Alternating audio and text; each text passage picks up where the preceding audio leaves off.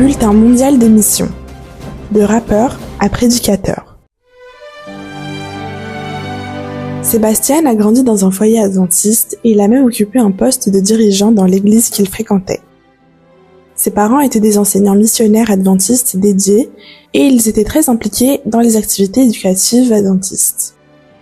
Mais à son adolescence, Sébastien a commencé à s'éloigner des principes de Dieu parce qu'il trouvait que l'église était un endroit ennuyeux. C'est alors qu'il a découvert le hip-hop et a commencé à écouter et improviser des versets freestyle.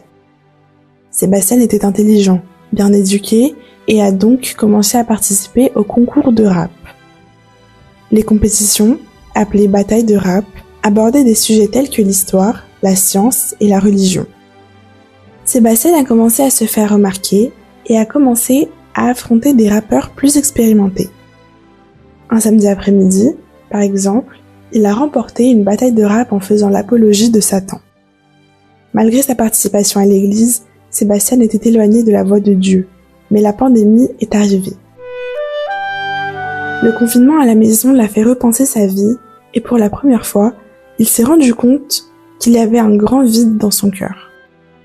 Sébastien souhaitait établir une véritable relation avec Jésus et il se demandait si le Seigneur avait le même sentiment à son égard. Pour le découvrir, il a prié Jésus de le réveiller à un moment précis de la nuit pour qu'il lise la Bible. Et Jésus l'a fait. Sébastien a commencé à lire la Bible davantage, à l'étudier en profondeur, puis il a peu à peu abandonné le rap.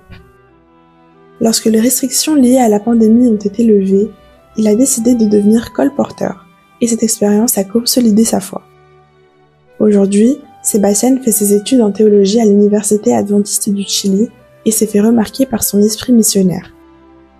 Il affirme que Dieu est toujours en train de travailler dans son cœur et il espère être digne de l'appel au ministère.